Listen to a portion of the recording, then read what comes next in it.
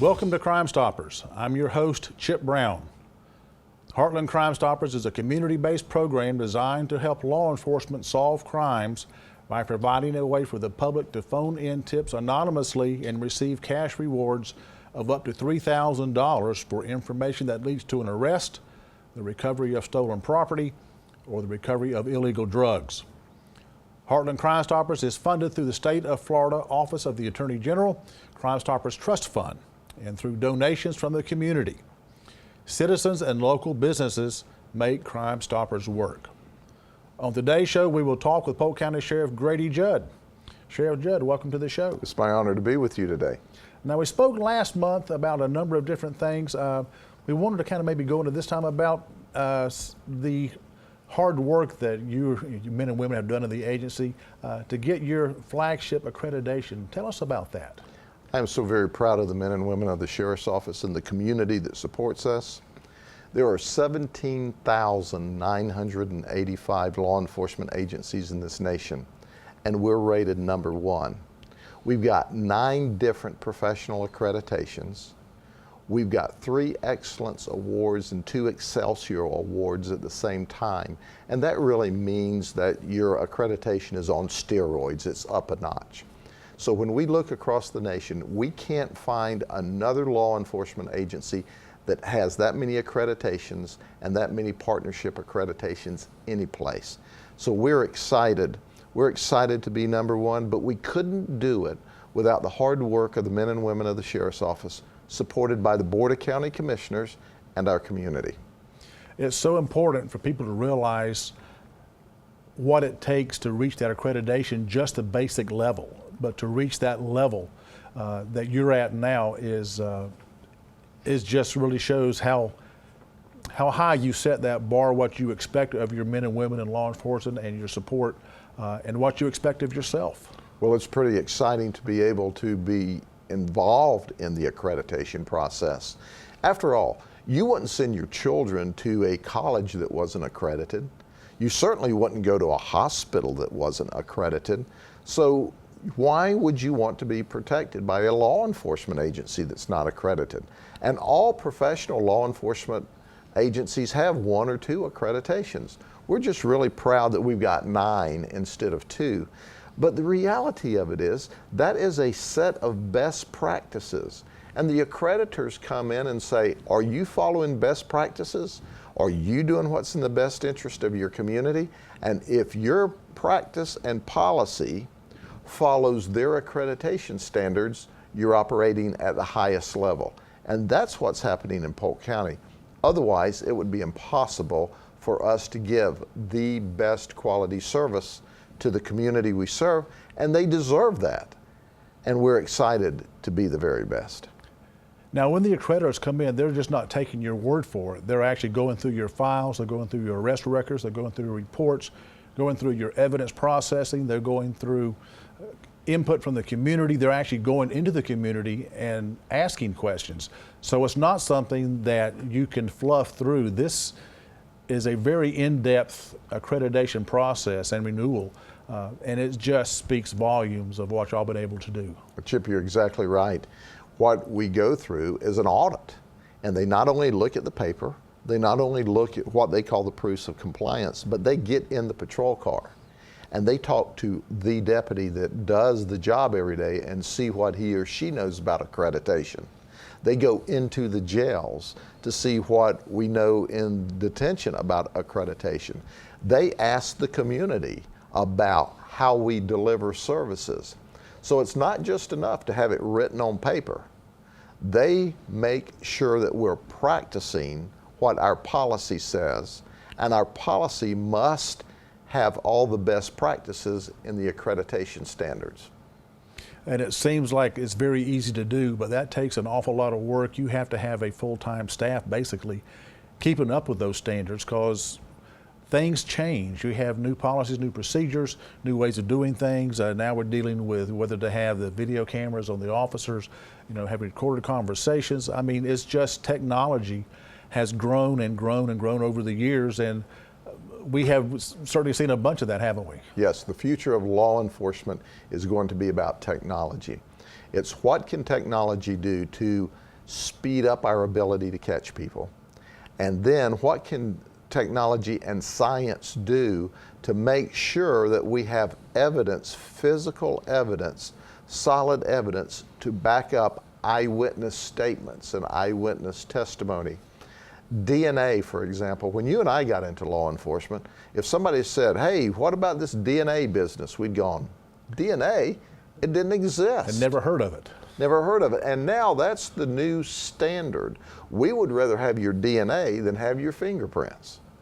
We would rather have all the science we can have when we go into a courtroom and all the technology that makes things happen quicker. Just think, Chip, today, unlike back in the day when we didn't even have a walkie-talkie to begin with, today a law enforcement officer, a deputy, a police officer sits in his or her car on their laptop, can type in a computer check and check every warrant database in the nation right from their car. If you tell someone, my name's really not Chip Brown, my name's Stan Smith, we can run a fingerprint analysis on a computer that we have and say, no, you're Chip Brown. Why'd you? So the technology that's there today is unbelievable. And you know what? The young men and women entering law enforcement today say, well, that's the way it's always been since we've been here. I'm pleased to tell you that we were able to be part of the technological age as it emerged into law enforcement. And it's serving the citizens better, it's serving the deputies better. For example, today someone says, 911, what is your emergency? And we tell them. And we tell them we're on the way. Well, when we put that address in, if somebody shot at a deputy from that address last week or last month or last year, we can tell that deputy, there's this guy at this residence at some point in time in the past has shot at law enforcement or has beat up law enforcement or has stabbed or has run from law enforcement. So we look for the hot spots in the county so that we can tell the deputy, be careful when you go there. There was violence against law enforcement officers last time. That's stuff we never had advantage of back in the day whenever we started. But we've been able to be part of bringing that into the new age. And the most excited I get, as you can tell, is when we have a new piece of technology to even advance our ability to deliver better service to our community and protect our deputies. It works well, and we stay on the cutting edge every year. You had mentioned about fingerprints, and going back for some of them, maybe our viewers that don't know, back in our day, if you will, you had to have a fingerprint technician that was certified through FDLE to read the loops and the whirls and match. I think it was between 7 to 11 points to say that was fingerprints was the same. And like you say, the technology is now such that you can run it in a matter of seconds, have that back. It's just, and that's just one of the very small things that has gone on. It still amazes me that I can put somebody's finger on a pad and they can go, this is Chip Brown, and there's warrants for him for whatever in California. I'm still amazed. And it happens in not days and months, but it happens in seconds. That's unbelievable. And as a result, that's some of the tools that we have today to help us fight crime. You remember, and I remember back in the day, when they gave us their driver's license, it was paper. There wasn't even a picture on it. No, there was not, no. And they could tell us they were anybody, or they could have a dozen driver's license from a dozen different states. Now, it was illegal if you caught them with more than one at a time, but there was no way those were cross-checked in a computer system. Now, if you have a California driver's license and you try to get a Florida driver's license, we can look at it and go, no, dude, you already have one in California. And by the way, it's suspended.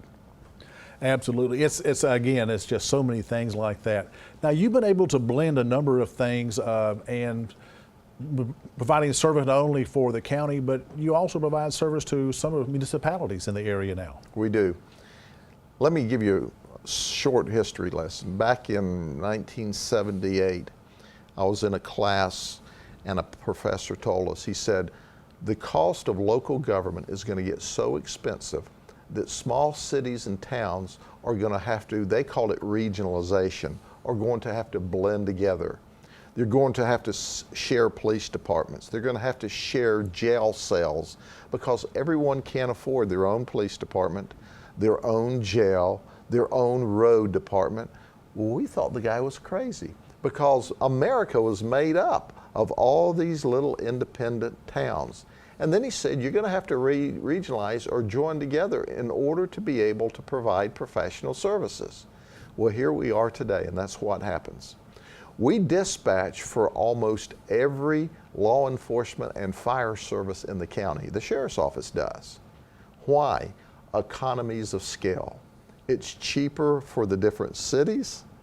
It's cheaper for us when we pool all of our resources together. And ultimately, what does more inexpensive mean? It means the taxpayers pay less. It means it's more efficient and effective. In addition to that, we police for 6 different cities, 6 different towns. And that deputy is on contract to the city. So when that deputy goes to work, he doesn't answer any calls outside the city. He patrols only in the city, and he provides a municipal service. And we've saved the taxpayers of those 6 communities combined millions of dollars. And at the same time, where they may not have been able to be accredited because they didn't have the resources or the infrastructure, now they are part of a 9-star accredited team. Just something as simple as maybe having the crime scene unit to come and collect evidence or to process evidence.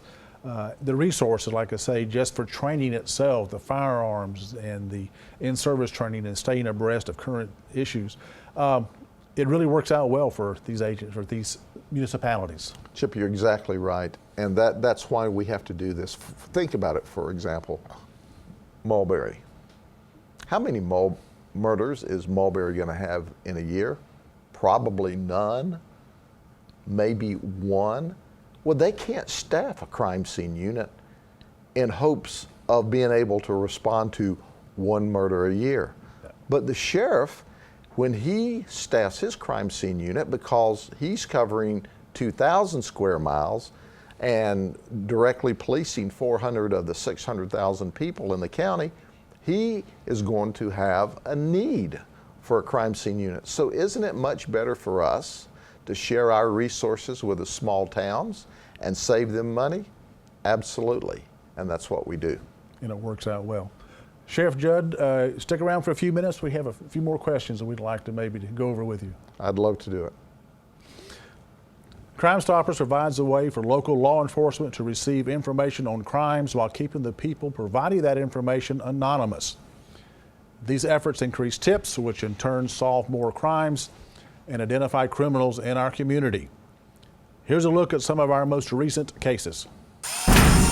At 7:45 on Wednesday, November 11, 2015, 2 armed black male suspects entered the store located at 3428 Swindell Road in Lakeland. One suspect is described as a black male, 18 to 20 years old, 5'5" to 5'7" tall, 125 to 130 pounds, medium build, wearing a red hooded sweatshirt with the hood pulled down over his head and face. The other suspect, described as a black male, 19 to 20 years old, 5'10" to 6 foot tall, 180 pounds, large build, wearing a black hooded sweatshirt with the hood on and a black scarf over his face. If anyone has any information on the incident or can identify these suspects, they are urged to contact Detective Angelo at 863-298-6200. Around 3 p.m. on Wednesday, November 11th, 2015, 2 suspects seen here entered Race Car Engineering located at 8126 U.S. Highway 98 North in Lakeland. While one suspect distracted store clerks, the other suspect put specialty car equipment in his shorts. The first suspect then went into the retail area and also concealed merchandise in his clothes. The suspects left in a newer model GMC SUV and headed south on U.S. Highway 98 North. The stolen merchandise is valued at approximately $1,000. Detectives with the Winter Haven Police Department are investigating the theft of 2 golf carts from residents in the Cypress Creek Village community, one equipped with hand controls because the victim is handicapped with use of only one leg. On November 9, 2015, 2 separate residents reported their golf carts had been stolen from their carport sometime overnight. One of the victims is a 67-year-old man. He's handicapped, and the golf cart is equipped with hand controls. This cart is his only means of transportation around the neighborhood. Anyone with information regarding the thefts of these carts or where they could be is asked to call Heartland Crime Stoppers at 800-226-TIPS. That's 8477. Detectives with the Winter Haven Police Department are currently investigating a burglary that resulted in the theft of more than $30,000 worth of clothing, sunglasses, fishing, and boating equipment. A reward of $3,000 is being offered for the Crime Stoppers tip that results in the arrest of the persons who committed the September 20th, 2015 burglary into the West Marine Winter Haven store. Entry was gained by knocking out a portion of the exterior wall of the store. 7 other West Marine stores have been burglarized in this fashion throughout Florida. Anyone with information on this burglary is asked to contact Detective Derek Blanton at 863-401-2256. Welcome back to Crime Stoppers. I'm your host, Chip Brown. The vision statement for the Polk County Sheriff's Office is members will protect the community by proactively preventing crime and safely detaining those arrested. Quality of life will be improved through innovation, education, teamwork, community partnerships, and exceptional customer service.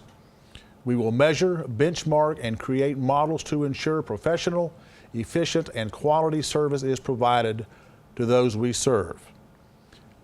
Joining us in the studio is Polk County Sheriff Grady Judd. How are you doing today? Good to have you back after those Crime Stoppers. Good to be here. Now, we've talked about a number of things about the municipalities and how you patrol those now. And again, a lot of things have gone on that, but we've had a number of your staff have been able to be lured away, if you will, to other agencies. You've seen them flourish as police chiefs or as deputy county commissioners, deputy county managers. That must really give you a sense of pride. It really does. Under our retirement system, there is a mandatory retirement age or date if you go into our drop program. So we've got these highly trained police administrators with 25, 30, 35 years of experience, and they've moved on.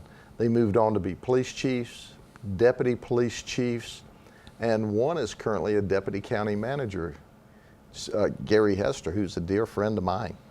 And I must tell you, it makes me very proud because they've all got master's degrees, they've all got the finishing schools, they've got a lot of experience, and they understand the process of sense of urgency, delivering professional services, and treating people like they would want their mother treated. So when they retire from the sheriff's office, just think of those hundreds of thousands of dollars worth of training and all of those years and years of experience that can now be used for another agency. And so far, it's been in Polk County, so we've kept our tax money at home. And I'm so proud of them. They do an awesome job every day. And they've really had the experience of working with a large agency and some of the problems that comes with, that they know how to handle things. It's not something new to them. And also, if there is a problem, they can always call and talk to the sheriff. That's exactly right. And we work together. We trade information back and forth. Deputy County Manager Gary Hester and I met over lunch just the other day. And it used to be Chief Sloan. Now he's Public Safety Director Sloan. He's over fire and police in Haines City, and I met recently. I can tell you, I'm proud of them. They're professionals in the greatest sense of the word, and there's not a police agency in this nation they can't run. They could be in charge of the police department in New York City or Chicago or Los Angeles. They are immensely talented, immensely educated, and simply the best in the business. You talk about New York and different areas. You hear a lot of requests from people. They want you to run for governor. They want you to run for Senate. They want you to be the president. I know you certainly don't have any desire to leave Polk County, but that must really drive home the fact that you must be doing something right. Well, it's very kind of people when they ask me, well, what are you going to run for next? And I lean in, I go, I'm going to run for sheriff. No, what else do you want to do? I don't want to be anything but your sheriff. I love Polk County. This is home. My dream has always been to serve the people of Polk County as sheriff, and I'm able to do that. So, as long as they'll let me, and as long as I can move the agency forward and keep the people safe, I'll guarantee you that's exactly what we'll do. And that's all I want to do. Well, I think you could be sheriff for as long as you want. Thank you. Obviously, you have the support, so there's no question about that. People will really appreciate. And when I go and travel, it seems like everybody has heard of Sheriff Judd. Did you ever envision that it would develop into something like that? No, I really didn't. All I knew was I wanted to do the best job that I could. I wanted to serve the people of Polk County, because the people of Polk County are my friends, my neighbors, my relatives, and I love the people here, and that's all I want to be. I have them ask me all the time, don't you want to run for Congress? No, I don't. I want to be the sheriff because I get to serve people. I know when I wake up every morning that I'm going to be able to specifically and directly help somebody, someplace in this county that's got a problem sometime before I get home and go back to bed tonight. And that's all I live for, is to help other people. Yeah. Yours is really a 24-hour-a-day job, isn't it? It really is.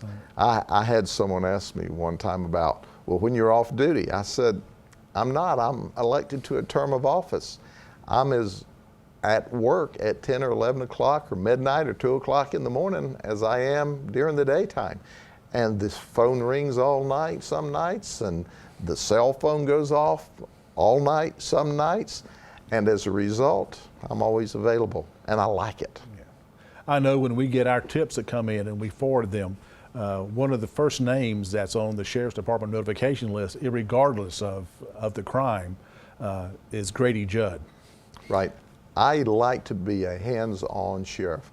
I like to be involved in crime fighting every day.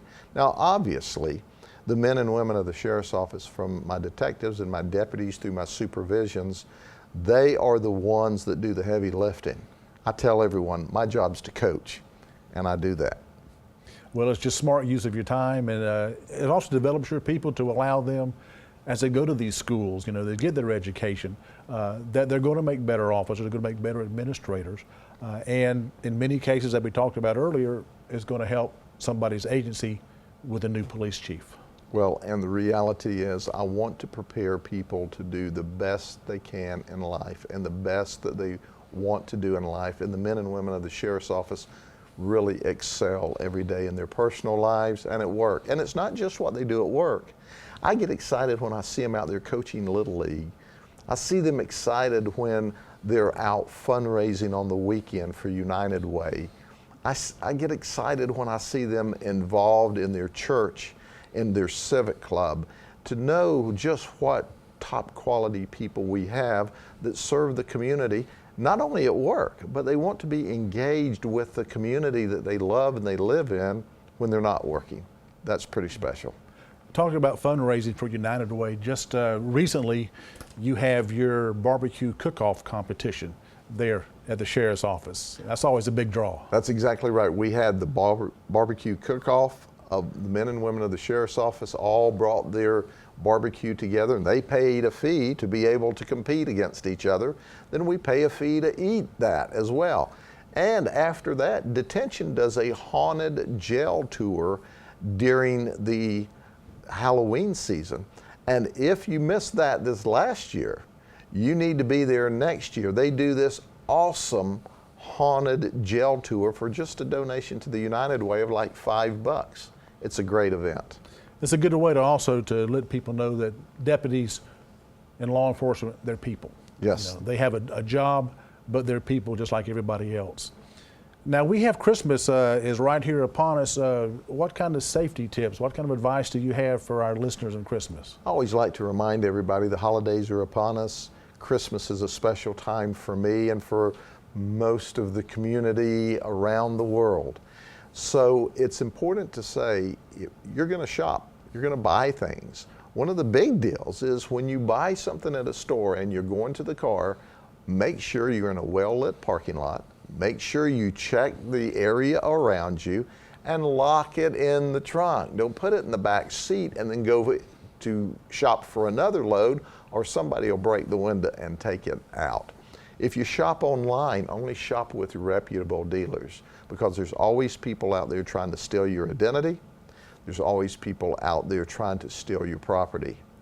And most of all, have a healthy holiday. Spend time with family. Hug those children extra close and wish them a Merry Christmas. And you know, after all, I still believe in Santa Claus. That dude shows up every Christmas at my house. He's pretty special. Indeed he is. It's always fun to be Santa Claus, but also get to see Santa Claus and others. It's just an amazing time. And like you say, family is just so very important, not only to people outside of law enforcement, but with law enforcement. So many of them have to work holidays. They're working Christmas Eve or Christmas Day or Christmas night.